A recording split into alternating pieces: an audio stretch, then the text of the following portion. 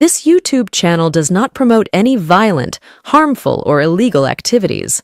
All content provided by this channel is meant for an educational purpose only.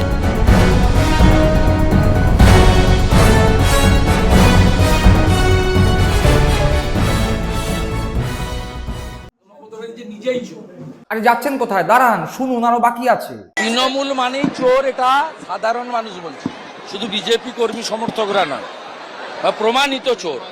শুনলেন? মন ভরল না? আবার শোনাচ্ছি, শুনুন। কয়লা চোর, বালি চোর, পাথর চোর, গরু পাচারকারী ভাইপোর কথা শুনলেন? বিরোধী দলনেতা শুভেন্দু অধিকারী চোর চোর চোর বলে তৃণমূল কংগ্রেস মমতা বন্দ্যোপাধ্যায়, অভিষেক বন্দ্যোপাধ্যায়কে নাগাড়ে আক্রমণ করে আসছে।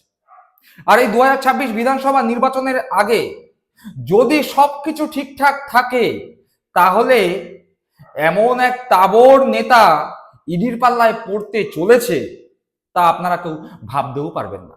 কে সেই ব্যক্তি, সেই বিষয় নিয়ে আলোচনায় তো আসবই, কিন্তু সব থেকে বড় খবর এই মুহূর্তে বিজেপির অভ্যন্তরেও বিরাট বড় গুঞ্জন।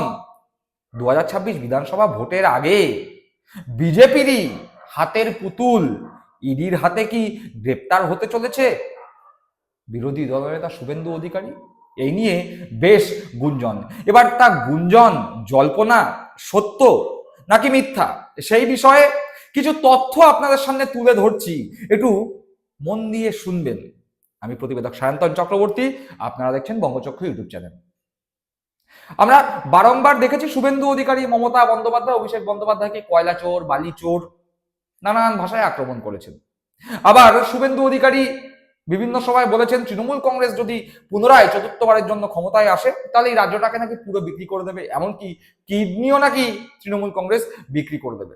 এরকম নানান অভিযোগ শুভেন্দু অধিকারী এবং বিজেপির পক্ষ থেকে বারংবার করা হয়। যদিও আমরা দেখতে পেয়েছি ইডির ডাকে অভিষেক বন্দ্যোপাধ্যায় মাথা উঁচু করে ইডির দপ্তরে যান, আবার মাথা উঁচু করে ইডির দপ্তর থেকে বেরিয়ে এসে সাংবাদিকদের সম্মুখীন হয়ে সাংবাদিকদের সমস্ত প্রশ্নের উত্তর দেয়। আজ পর্যন্ত অভিষেক বন্দ্যোপাধ্যায়ের ওই চুলের ডগাটা পর্যন্ত ইডি ছুঁয়ে দেখতে পারেনি। প্রমাণ কিছুই অভিষেক বন্দ্যোপাধ্যায়ের বিরুদ্ধে করতে পারে না ED, BJP, CBI, Suvendu Adhikari. শুধু মুখে বড় বড় কথা, বড় বড় আস্ফালন। বারংবার জেরা করবার নাম করে অভিষেক বন্দ্যোপাধ্যায়কে নিয়ে ঘন্টার পর ঘন্টা সেখানে বসিয়ে রাখা হয়। কি ঘোড়ার মাথা জেরা করে তা ইডি অফিসাররাই জানে, কিন্তু দেখা যায় অশ্বর ডিম্ব প্রসব করেছে ইডিরা। বলাই বাহুল্য, অভিষেক বন্দ্যোপাধ্যায়ের বিরুদ্ধে বারবার যে অভিযোগ আনা হয়, সেই অভিযোগের যদি সারবত্তা থাকতো, তাহলে এতদিনে অভিষেক বন্দ্যোপাধ্যায়কে বিজেপি জেলের গরাদের পিছনে ঢুকিয়ে দিত।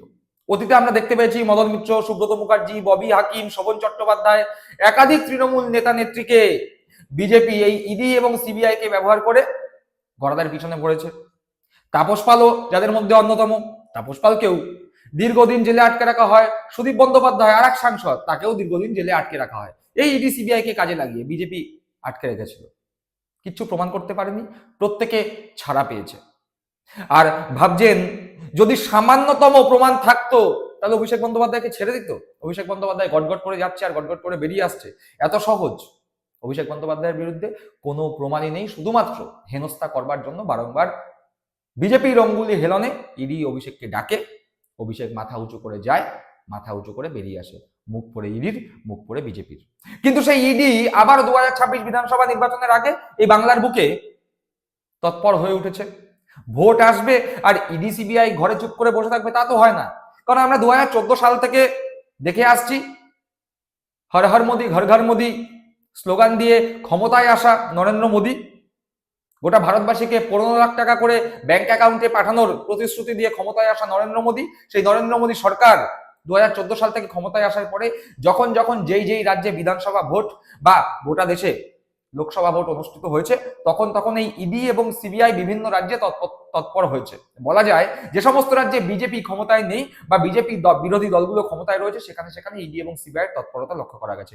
এই বাংলাও ব্যতিক্রম নয়। ভোটের আগে আমরা দেখতে পেয়েছি এই কলকাতার বুকেই ইডি তৎপর হয়েছে। তারা প্রতীক জৈনের বাড়িতে গেছে, তৃণমূল কংগ্রেসের ভোটকুশলী সংস্থা আইপ্যাক তার দপ্তরে গেছে।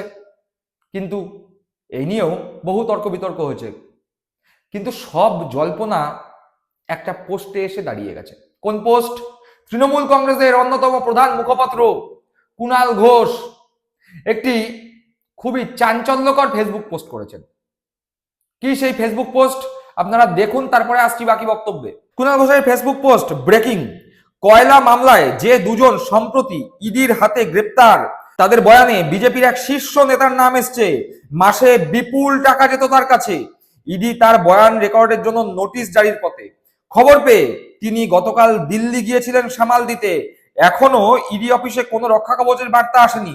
প্রশ্ন হলো, বিজেপি নেতার বিরুদ্ধে ইডি ব্যবস্থা নেবে, নাকি যে কোনো মুহূর্তেই দিল্লি থেকে রাজনৈতিক রক্ষা কবচ এসে যাবে? সূত্রের খবর। কুণাল ঘোষ বলছেন, কিছুদিন আগে এই বাংলার বুকে ইডির হাতে ধরা পড়েছে দুজন ব্যবসায়ী, সেই নিয়ে সংবাদও প্রকাশিত হয়েছিল। সেখানে বলেছিল 150 কোটি টাকার আইনি লেনদেন, সিন্ডিকেট তৈরি করে তোলা হতো গুন্ডা ট্যাক্স। কয়লা কাণ্ডে ইডির হাতে ধৃত 2, অর্থাৎ এই কয়লা পাচার কাণ্ডে ইডির হাতে দুজন ধৃত হয়েছে বা ধরা পড়েছে। এই দুজনই যে ব্যবসায়ী ধরা পড়েছে তারা বর্ধমানের এবং কয়লা মাফিয়ার লালা ঘনিষ্ঠ বলে জানা যাচ্ছে। এই যে দুজনকে ইডি গ্রেপ্তার করেছে, তাদের বয়ানে বিজেপির এক শীর্ষ নেতার নাম আছে। স্বাভাবিকভাবেই যেই শীর্ষ নেতার নাম আছে, কুণাল ঘোষ যেই সূত্র মারফত খবর পেয়েছেন, যেই ফেসবুক পোস্ট আপনাদের দেখালাম, সেই পোস্টে কুণাল ঘোষ স্পষ্ট লিখছেন সেই নেতা নাকি গতকালই দিল্লি গিয়েছিল সামাল দিতে, যাতে তার বিরুদ্ধে এখনই কোন রকম ব্যবস্থা না গ্রহণ করে ইডি বা রক্ষা কবচ জোগাড় করতে সেই নেতা দিল্লি গিয়েছিল। কিন্তু কুণাল ঘোষ বলছেন এখনো পর্যন্ত রক্ষা কবচের কোনো বার্তা ইডি অফিসে এসে পৌঁছায়নি। এখন দেখার দিল্লির কেন্দ্রীয় নেতৃত্বের কাছ থেকে ইডির কাছে সেই নেতার জন্য কোনো রক্ষা কবচের বার্তা এসে পৌঁছায় কিনা। প্রসঙ্গত বলে রাখি যে কুণাল ঘোষ অত্যন্ত চতুরভাবে একটি কথা বলেছেন। বিজেপির এক শীর্ষ নেতা অবস্থা সামাল দেওয়ার জন্য গতকালই দিল্লি যাত্রা করেছিলেন এবং ঘটনাচক্রে খুবই কাকতালীয়। গতকালই দিল্লি যাত্রা করেছিলেন শুভেন্দু অধিকারী। কুণাল ঘোষের চতুরভাবে বলা এক নেতার অবস্থা সামাল দিতে দিল্লি যাত্রা, আবার খুব কাকতালীয় ভাবে শুভেন্দু অধিকারী গতকালই দিল্লি যাত্রা করেছিলেন এবং তখনই এইসব ইডি ধরপাকড় চলছে। যাদের ধরেছে তাদের বয়ান রেকর্ড করার ব্যবস্থা হচ্ছে, তারা নিজেদের বয়ানে বিজেপি নেতাদের নাম বলছে। সুতরাং 2-2 যদি 4 করবার চেষ্টা করি কুণাল ঘোষের সূত্র আর বর্তমান পরিস্থিতি, তাহলে মিলে যায়। শুভেন্দু অধিকারী নামই এই যে দুজন ধরা পড়েছে তারা বলে দেয়নি তো ইডির কাছে? কয়লা পাচার কাণ্ডে যেই 2 ব্যবসায়ী ধরা পড়লো, তারা আবার বিজেপির উচ্চ নেতৃত্ব শুভেন্দু অধিকারীর নাম বলে দিল না তো ইডির কাছে? আর তাই শুভেন্দু অধিকারী দিল্লি পৌঁছে গেল না তো রক্ষা কবচ জোগাড় করবার জন্য? প্রশ্ন উঠছে, জল্পনা হচ্ছে। যদিও এই প্রশ্ন বা জল্পনা আমরা তৈরি করছি না, বাজারে মার্কেটে যে ধরনের ফেসবুক পোস্ট, যে ধরনের ঘটনা প্রবাহ, যে ধরনের খবর, সবকিছু যদি একসঙ্গে সম্পৃক্ত করা যায় তাহলে 2-2-4 খুব সহজ অঙ্কের হিসাবে এই তথ্য উঠে আসছে। এবার দর্শক বন্ধুরা, আপনারা বিচক্ষণ আছেন, আপনারা কি মনে করছেন এই বিষয়ে? আপনাদের মূল্যবান মন্তব্য অবশ্যই কমেন্ট বক্সে কমেন্ট করে জানাবেন। অবশ্যই জানাবেন। যদি ইডি ঠিকঠাক কাজ করে তাহলে কি আগামী 2026 বিধানসভা নির্বাচনের আগে বিরোধী দলনেতা শুভেন্দু অধিকারীর গ্রেপ্তারি কি শুধু সময়ের অপেক্ষা? অবশ্যই এই বিষয়ে আপনাদের মতামত কমেন্ট বক্সে কমেন্ট করে জানাবেন। সকলে ভালো থাকবেন, সুস্থ থাকবেন। জয় হিন্দ, বন্দে মাতরম।